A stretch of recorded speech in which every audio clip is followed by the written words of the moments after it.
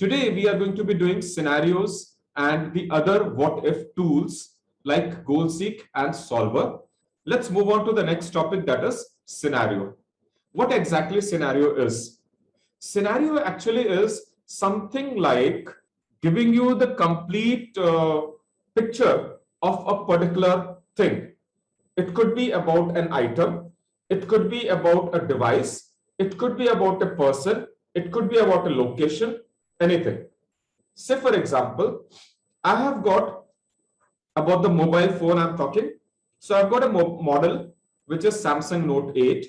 The color is blue. These are the specifications of that particular model of that mobile phone. I want to create a scenario for a mobile shop where if the person clicks on that particular model, he gets all the details of that.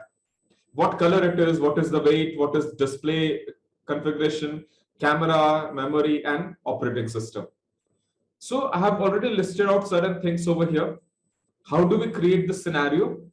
Let's quickly start with that.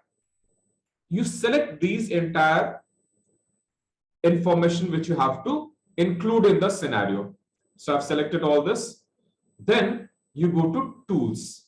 Yesterday, what we have seen it in data, we have seen subtotals, and we have seen consolidate. Today, we are going into tools and we are seeing the scenarios. So after selecting the entire range, I go to scenarios. In the scenarios window, I write the name of my first scenario which I'm creating. So any name I can give, say for example, I give it as Samsung N8. This is the name which I've given. This comment is up to you. I mean, you don't have to do anything in this actually. It automatically picks it up from your computer. Then display border. Yes, I want to display the border so that it is clearly visible that this is my scenario.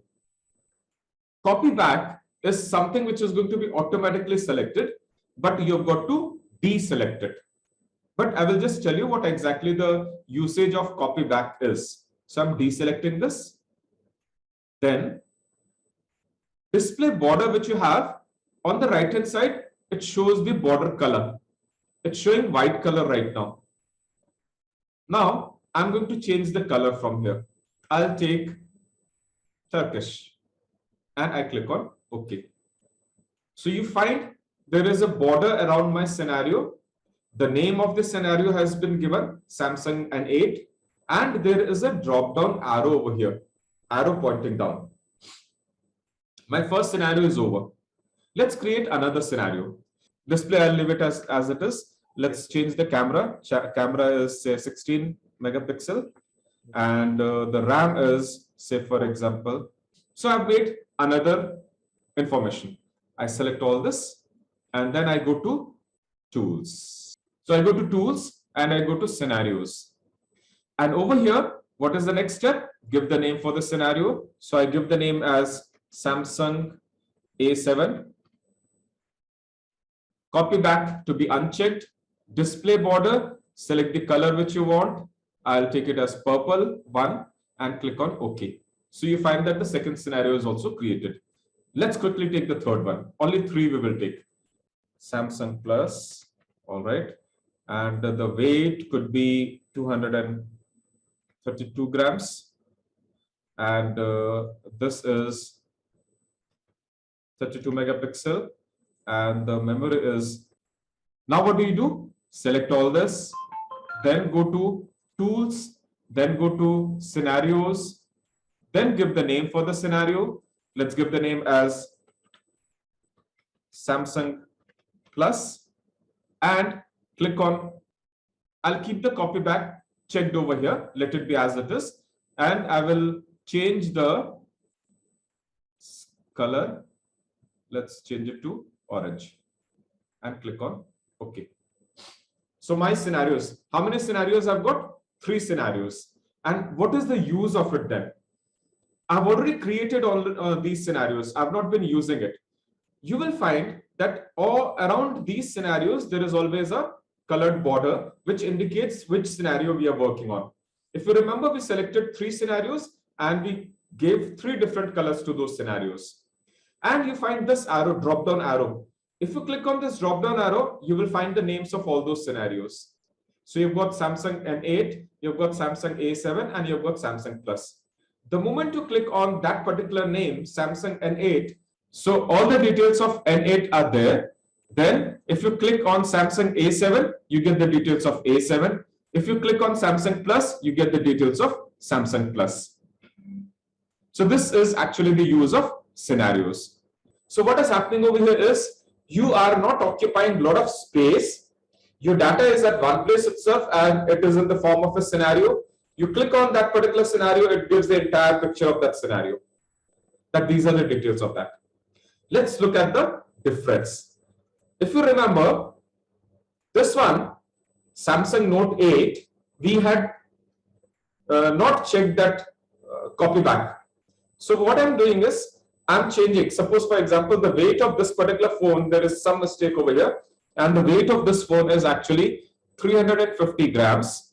And there is a change in the specification of camera also. It is actually a 32 GB camera. So I've made the changes over here. Now I go to check the other phone. I go to A7. In A7, I see that, okay, all this is perfect. I go back to N8. Remember the changes which we had done? We had made this as 350 grams and we had changed this to 32 GB RAM. All those changes are not stored because we had not checked on copy back. It did not copy back the data from here to the scenario. But on the last one, we had kept the copy back. So in that, let's see. From silver, now we are changing it to gold. And this is, the weight of this is 350 grams. And the memory is 32 GB. I've done this and I go back and check some other phone. I come back to this A7. I come back to Samsung Plus. Do you see the changes saved over there? It has copied back all the changes which I did over here to the scenario which I had created. So that's the use of the copy back. In these names, class and section, we have not allowed anyone to be copied back. That means even if I'm going to change the class of this particular boy over here and change the house of this boy and make it diamond, and I think that, okay, I've already saved everything. I go to check the other person. I come back to Krishna and I find that none of the changes are saved because I did not click on copy back. It did not copy back any data from here to the scenario.